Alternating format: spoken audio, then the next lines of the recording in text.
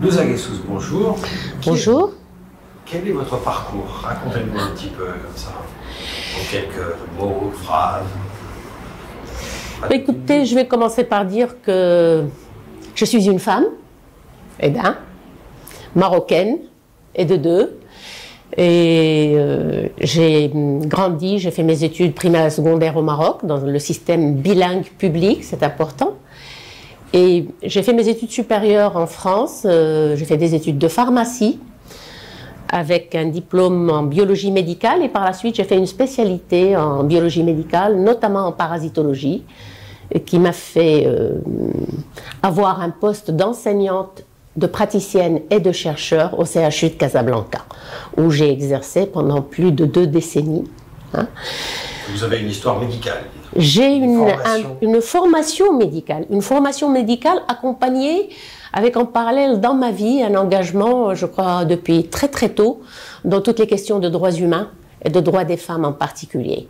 Et en fait, la jonction de ma formation et de ma profession médicale, et notamment dans la recherche de terrain, avec mon engagement en matière de droits humains et de droits des femmes, m'a amené à la bioéthique, puisque la bioéthique, c'est justement veiller à ce que les principes de droits humains, à ce que la dignité de la personne, son égalité, son autonomie, etc., soient respectés aussi bien dans les soins que dans la recherche biomédicale.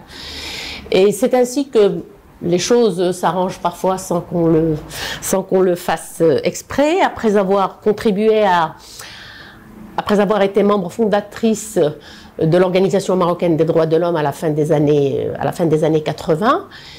Au début des années 2000, j'ai été nommée par le directeur général de l'UNESCO en tant que membre du comité international de bioéthique de l'UNESCO, à l'occasion justement d'un débat sur les droits de l'enfant. Bon. Et puis, 1 an plus tard, j'ai été nommée à la commission royale marocaine, commission consultative, pour la réforme du droit de la famille, la fameuse Moudawana. Ça a été un moment important, je crois. Extrêmement important, un détournant majeur. Pourquoi? Un tournant majeur. Pourquoi? Parce que, je n'aurais jamais imaginé que je me serais trouvée dans la posture du législateur, en quelque sorte, puisque j'étais dans une commission où nous devions reprendre le code de statut personnel qui datait de 1958, c'est-à-dire de l'indépendance du Maroc, et qui régentait la vie des familles, et donc le statut des femmes depuis, je parle de 2001. Donc ça faisait... Et 2, parce que je me suis retrouvée dans je dirais presque dans un conclave, oui, c'est ça, dans un conclave, à devoir échanger, discuter, débattre, faire de la rhétorique, essayer de convaincre, me laisser convaincre par des personnes qui venaient de formations totalement différentes, notamment des théologiens, des oulémas, comme on les appelle chez nous. En fait, ce sont plus des clercs religieux et aussi des juristes qui sont de formation traditionnelle. Donc, moi qui suis droits humanistes, universaliste, féministe, pour appeler les choses par leur nom, j'ai dû débattre avec des personnes qui avaient des approches totalement différentes et avec quand même un enjeu qui était majeur, c'est qu'on savait que ce qui allait en sortir allait conditionner et gérer la vie des familles, des femmes, des hommes et des enfants pendant plusieurs décennies. Les résolutions de cette commission ont servi de base à la réforme de la Moudawana. Tout à fait, c'est-à-dire que c'est le projet que nous avons élaboré qui a été à la base de ce qui est devenu le Code de la famille, ayant été proclamé en 2004 au Maroc et toujours en vigueur, avec maintenant beaucoup de voix qui s'élèvent pour dire qu'il est temps de le remettre à plat. Et qu'il est temps de le reprendre.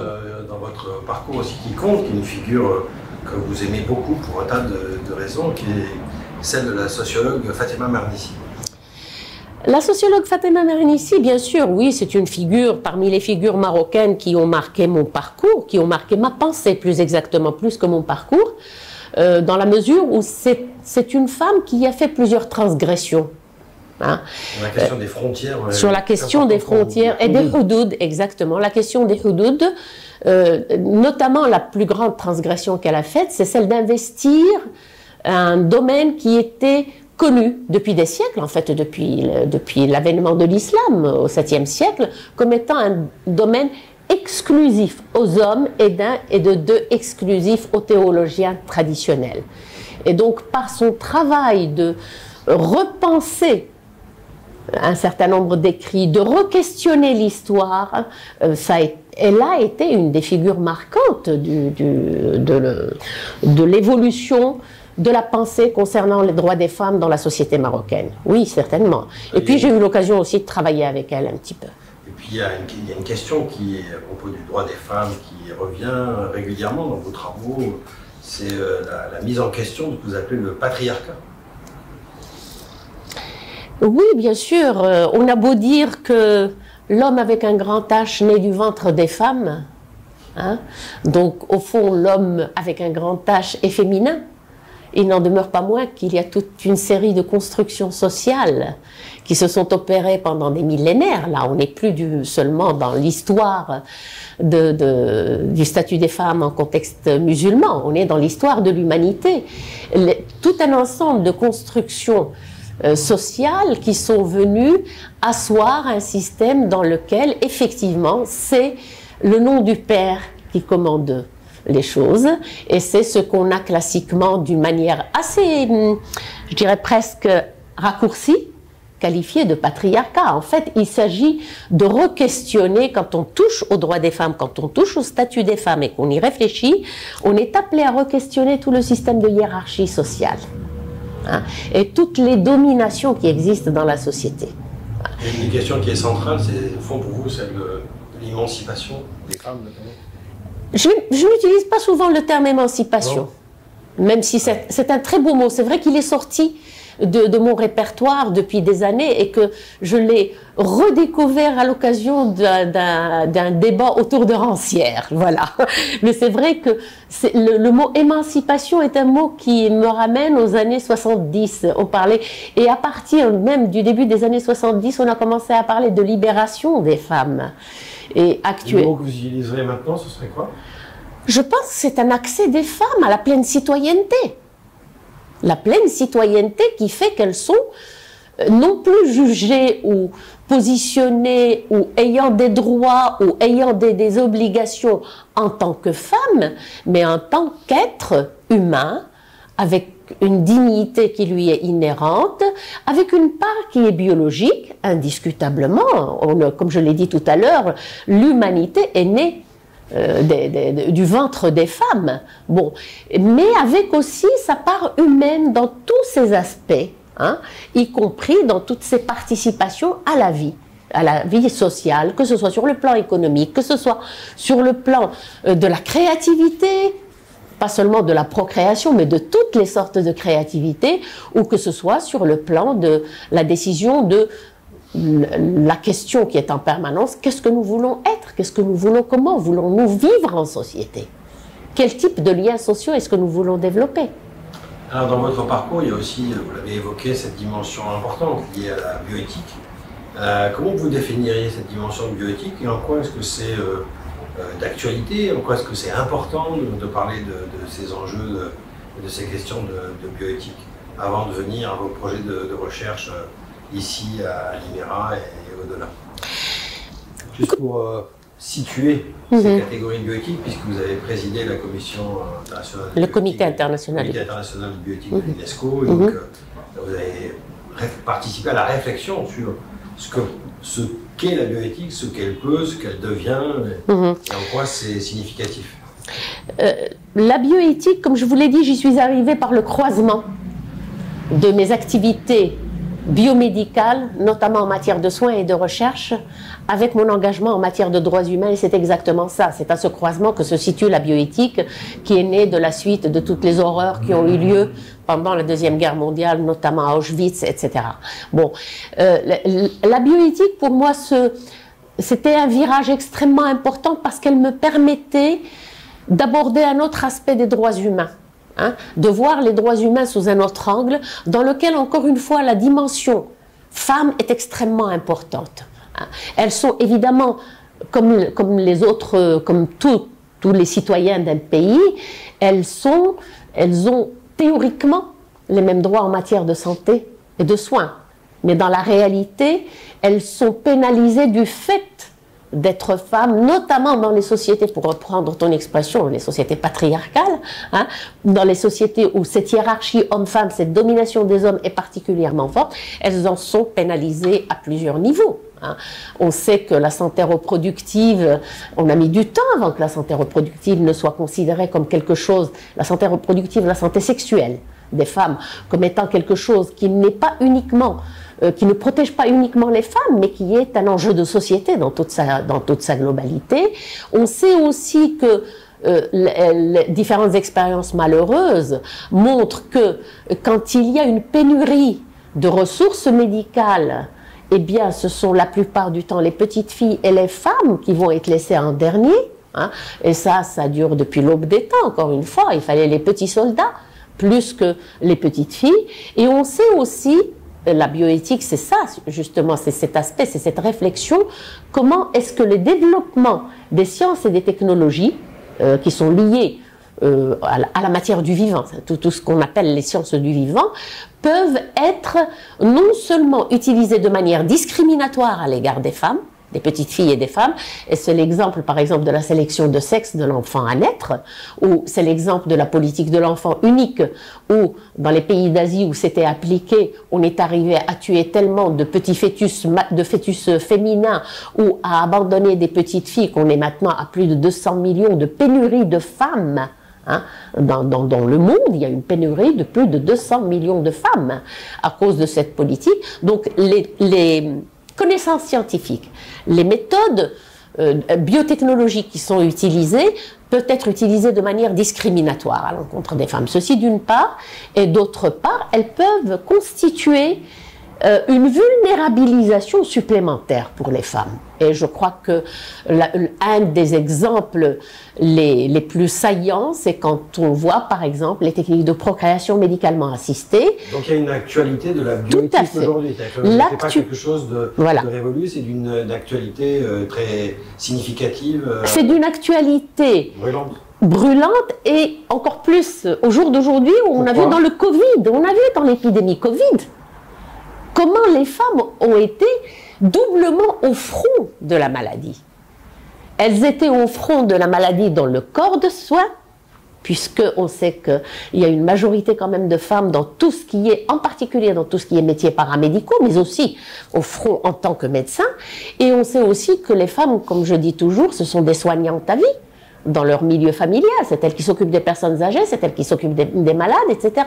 Et puis deuxièmement, avec le confinement, on a vu à quel point les violences domestiques ont explosé dans tous les pays du monde et à quel point, comme l'a dit le secrétaire général de l'ONU, plusieurs cris d'alarme ont été, plusieurs sonnettes d'alarme ont été tirées, et notamment sur le fait que même cette pandémie Covid risquait de faire régresser les droits des femmes, sur notamment, comme je l'ai dit concernant le Maroc, ce fameux rester chez vous. Hein, dans la mesure où, avec le chômage, avec la crise économique qui va s'en suivre, avec les réductions de postes d'emploi, etc., eh bien, les femmes sont restées chez elles pendant la pandémie du Covid, comme les hommes d'ailleurs, mais on va privilégier le retour des hommes au travail et les femmes pour différentes raisons qui vont être variables selon les pays. Si je devais vous parler de la situation, par exemple, au Maroc, pays dont je suis issue, il y a des raisons supplémentaires à celles qui existent en France, mais on risque de nous retrouver dans une position de réassignement des femmes à l'intérieur du domicile et donc aux tâches dites féminines. Alors, ces tâches féminines, cette question du féminin, vous l'avez explorée, donc vous êtes ici comme titulaire de la chaire Averroès, à l'IBERA. Où en sont vos recherches actuelles et quel est le projet que vous êtes venu développer dans votre résidence à Marseille, à l'IBERA? Je suis venue travailler sur précisément cette articulation entre les droits des femmes in abstracto et les questions de bioéthique liées à la procréation médicalement assistée. Comme j'aime bien le dire, parce que je trouve que c'est une belle rencontre, je trouve que c'est une très belle rencontre, l'articulation, après plusieurs débats et des mois de réflexion, est née d'une présentation à laquelle j'ai assisté à l'IMERA même, où on a parlé de l'intelligence artificielle en particulier, d'un certain nombre de nouveaux outils de travail, dont le télétravail en particulier, hein, qui ont fait que certains métiers, hein, ou certaines fonctions, ou certaines compétences se sont trouvées obsolètes. Et donc c'est ce concept de l'obsolescence qui a fait que, en retour, avec en mémoire tous les débats auxquels j'ai participé, que ce soit à l'UNESCO, dans le comité international de bioéthique où on était 35 experts de toutes les parties du monde indépendants, ou que ce soit dans la commission de réforme du droit de la famille au Maroc, avec en mémoire toutes ces tensions qui existent entre les normes dites religieuses, parce qu'elles ne le sont pas toujours, mais elles ont été sacralisées, disons entre les normes sociales, traditionnelles et un certain nombre de développements, dont des développements scientifiques. Et à quel point cette tension, parfois, peut rendre la discussion totalement impossible, c'est-à-dire que atteindre un compromis ou atteindre un consensus devient très difficile parce que on est dans une tension qui met en face à face le sacré et le profane. D'accord? Et donc, je suis venue travailler sur la question des droits des femmes en contexte musulman, hein, ou en contexte islamique avec un S, c'est-à-dire que ce soit dans les sociétés où l'islam est dominant, où c'est la religion dominante, ou dans des sociétés où les musulmans sont une minorité, notamment les sociétés européennes. Donc l'interaction entre les droits des femmes et les nouvelles technologies de procréation médicalement assistée, dans lesquelles les femmes sont, je ne dirais pas l'outil majeur, mais elles sont la pièce centrale, puisque tout se joue autour et par le corps des femmes, que ce soit donc le corps directement ou par les femmes. Des avancées, même si il y a eu évidemment cette phase de confinement, comme tout le monde, je dirais, par rapport à la démarche dans laquelle vous êtes engagé, quels sont les éléments qui vous paraissent importants, même si la rencontre internationale qui était prévue n'a pas pu se tenir, mais toute une réflexion a été engagée. Quelles leçons vous tirerez de votre passage par l'IMERA et de ce que ça appelle pour la suite? Quels sont vos projets à venir?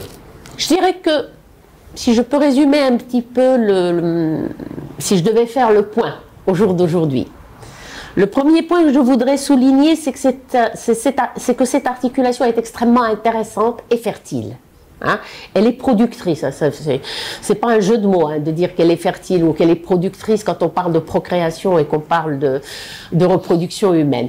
Elle est fertile et productrice dans la mesure où effectivement elle peut capitaliser aussi bien des expériences passées. On n'est plus uniquement à jongler avec les lois, on est aussi bien dans l'extrêmement intime, hein, avec ce que cela suppose, avec tout ce que ça secoue en termes, que ce soit des normes, des traditions, des mythes ou des croyances aussi, et en même temps avec ce que nous vivons au jour d'aujourd'hui, c'est-à-dire toutes les choses qui se développent et qui sont maintenant accessibles dans tous les pays du monde.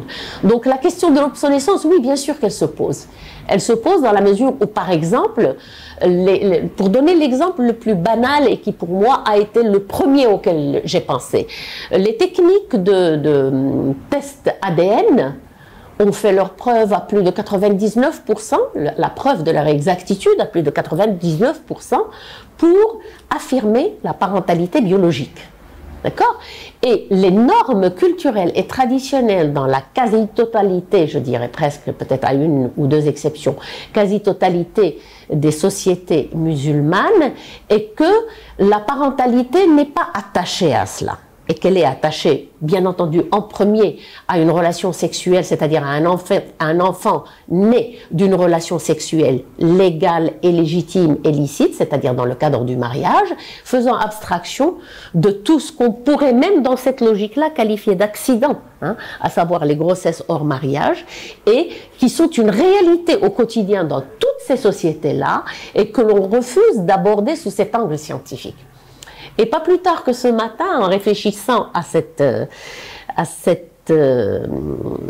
question, je suis retombée pour une deuxième fois sur une citation de Bachelard, en 1938, qui dit qu'il se présente à la culture scientifique, quand il se présente à la culture scientifique, l'esprit n'est jamais jeune.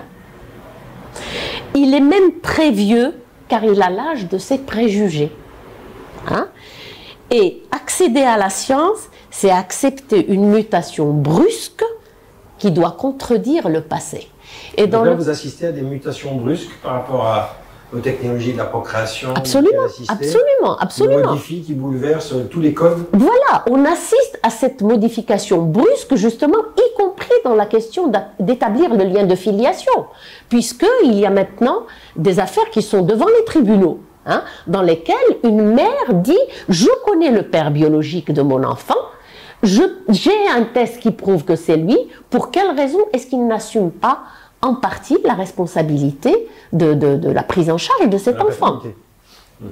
Sa paternité, si ce n'est pas sur le plan de donner le nom, parce que là on fait appel à tout un tas de choses qui sont du ressort de la tradition religieuse, je pèse mes mots, hein, de la tradition religieuse telle qu'elle a été établie, hein, au moins du ressort du vécu de tous les jours. Donc il y a cette juxtaposition, cette tension entre les normes traditionnelles et une réalité qui est en mouvement permanent. Donc la question de l'obsolescence se pose, parce que pendant qu'on discutait des règles de filiation dans le code de la famille, on a eu à discuter au CIB des techniques de Comité international de bioéthique de l'UNESCO, excusez-moi. On a eu à discuter des aspects éthiques de la méthode de diagnostic génétique préimplantatoire et du droit à connaître le père. Donc, si vous voulez, en même temps, il y a la science qui est là, qui permet de faire un certain nombre de choses, hein, mais qui vient secouer toutes les bases, toutes ces constructions sociales finalement, toute cette socialisation du biologique, comme dit Bourdieu, hein, cette socialisation du biologique qui fait que les apports, les nouveautés de la science sont accueillis par les traditionnels, par les clercs religieux traditionnels, heureusement qu'il n'y a pas que, hein, d'accord, sont accueillis avec un refus catégorique, comme si tout s'était arrêté au 7e siècle et au 8e siècle au plus tard. D'accord. Et nous sommes au 21e. Et nous sommes au 21e. Pour terminer, quels sont vos projets à venir, les choses qui comptent pour vous à partir de votre résidence à Liméran? Alors, pour parler de ce qui compte pour moi, de ce qui va, des prolongements que j'espère donner à ce travail qui a mis le jour, qui a vu le jour ici à Liméran. Pardon. On comprend. Il y a le fait que, avec toutes les lectures que j'ai eues, avec tous les débats, toutes les interactions, voilà, liées à la résidence, et puis au fait que j'étais là pour me concentrer sur ce sujet et non pas pour faire plusieurs autres choses en même temps. D'accord ? Donc je suis venue ici, j'étais censée être monotache. D'accord ? J'arrive à une conclusion, en tout cas je suis absolument convaincue que c'est une problématique qui dépasse de loin la question religieuse, dans la mesure où elle s'inscrit dans une évolution de l'humanité qui a démarré bien avant même tous les monothéismes. Et on en retrouve les germes, y compris, et ça tu le sais très bien, dans les mythes de la mythologie grecque. C'est-à-dire que tout ce positionnement du corps des femmes et des femmes par la suite est quelque chose qui est venu être fixé, qui a été fixé par leur religion, mais qui n'est pas du fait. Ce n'est pas une création, ou ce n'est pas une invention, plus exactement, pardon, ce n'est pas une invention des religions. Et alors, ça donne quelle perspective? Ça donne la perspective que ça déculpabilise déjà, ça devrait déculpabiliser déjà. Ça devrait, si vous voulez, laïciser le débat. Ça devrait laïciser le débat et qu'on aborde cela comme étant une problématique de l'humanité et pas seulement comme une problématique de telle ou telle culture ou de telle ou telle religion. Il est certain que dans les cultures se sont appropriés ces mythes et ces injonctions de la morale religieuse se les sont appropriées de manière différente.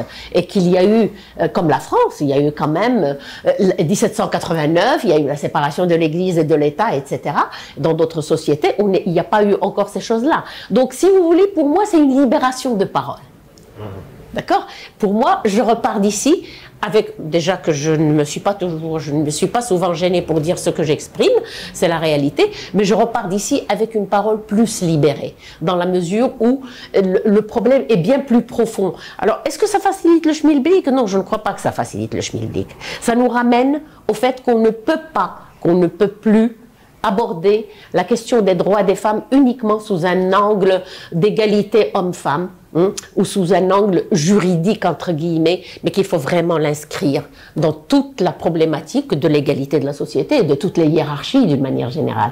Il y a un projet concret qui aurait dû se faire cette année, mais voilà. qui va à avoir lieu au mois de mai 2021, oui. Et qui est donc sur la rencontre entre bioéthique, droits des femmes en contexte religieux. Exactement, en contexte d'analyse. Exactement. Et là, justement, rien que le changement du titre montre justement. Le changement du titre, quel était le titre initial? Le titre avant, c'était bioéthique et droits des femmes en contexte islamique, hein, à l'ère des technologies de procréation. D'accord?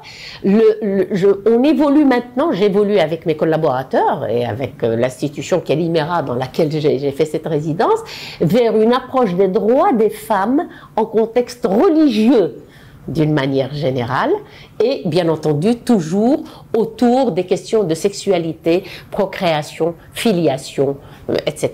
Avec un rendez-vous international. Avec un rendez-vous international qui est maintenant fixé au 25 et 26 mai 2021 et avec à l'arrivée, je l'espère, un livre qui est en très bonne voie, un livre collectif pour lequel j'ai déjà à peu près, je peux dire 95% des contributions qui sont prêtes et qui va permettre d'avoir des approches de différentes cultures, donc ça devient en contexte pluriculturel, pluridisciplinaire et de différentes religions. Donc c'est bien entendu, on mettra l'accent puisque c'est dans le cadre de la chaire Averroès et que la chaire Averroès a pour objectif de promouvoir l'esprit critique.